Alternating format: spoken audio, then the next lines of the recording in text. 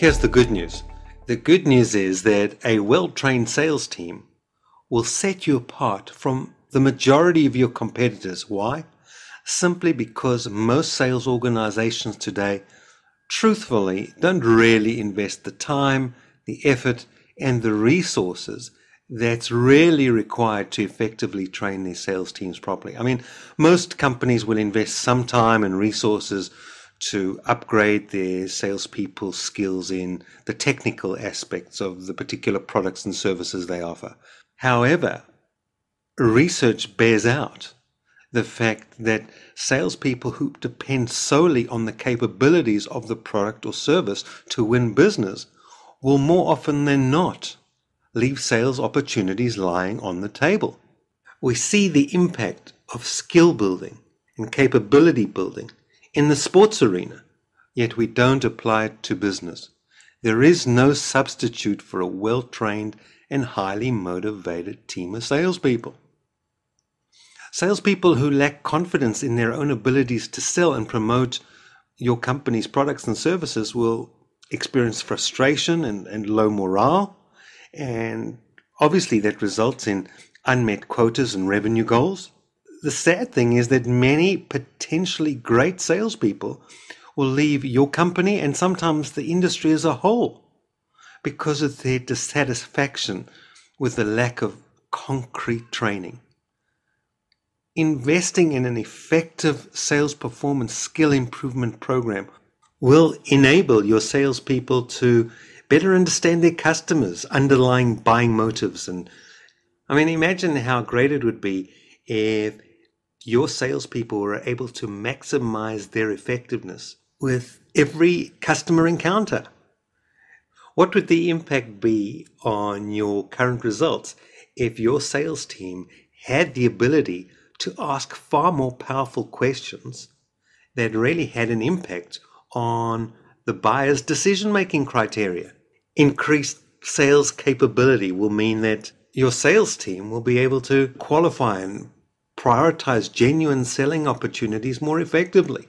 An effective capability improvement program will help your salespeople to deal more effectively with customer concerns and objections. They'll be able to plan and utilize and manage their time more effectively.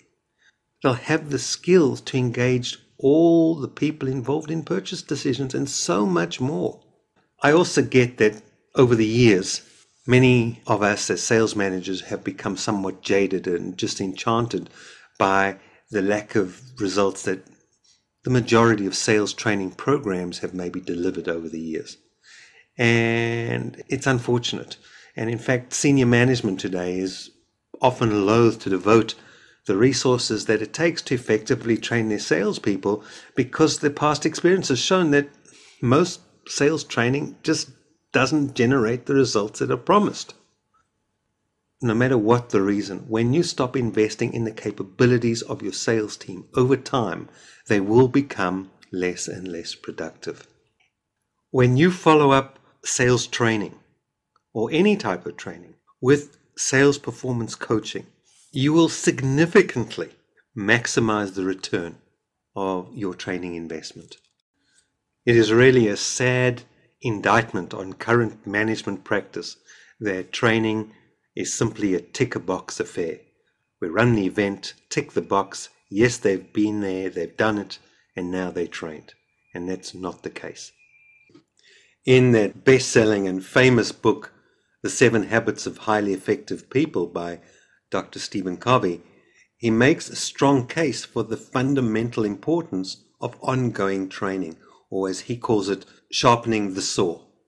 So whilst there's no dispute that ongoing training and continually building the capability of your sales team is important, as the sales leader, it's your responsibility to ensure that when you train and invest in training your people, that you ensure that your company receives the maximum bang for its buck in terms of training.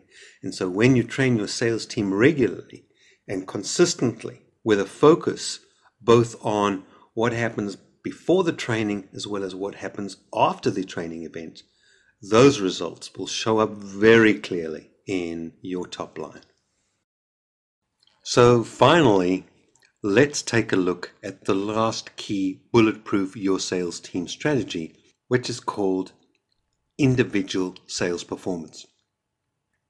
Let's talk about sales motivation for a moment. There's an enormous body of research out there which clearly points to the fact that every one of us is motivated by different needs and wants. And so what this tells us is that the most effective methodology for motivating your salespeople lies in focusing in on the individual. You see, most sales incentives and motivational drivers are generally directed at the sales team as a whole, whereas an individually based performance motivation strategy will have a much greater impact. How does your sales incentive or motivational strategy stack up in that way? Is it tailored to suit each individual member? The fact is, if you really want to get maximum juice from your motivational strategy, then it actually needs to be specifically tailored to suit each individual member of your sales team. And it needs to be created with a view to driving that individual's own development and their growth, as well as obviously achieving their sales goals and their sales objectives. What's exciting is that the additional benefit that you get from implementing an individual motivation strategy also enhances the retention of your top performers. See, really, motivation is a lot more than just incentives. Let's face it, as a sales leader, your career and income potential is inescapably intertwined with your ability to recruit, develop, and retain a top producing sales team.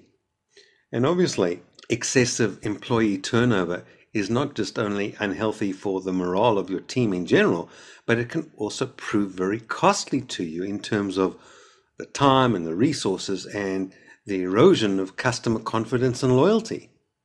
So it's for these very reasons that sales leaders today place an ever-growing premium on their effort both to hire and get the right people on the bus, as well as, more importantly, once you've got them, to hold on to them and to keep them highly motivated and engaged as a highly effective, highly productive sales team.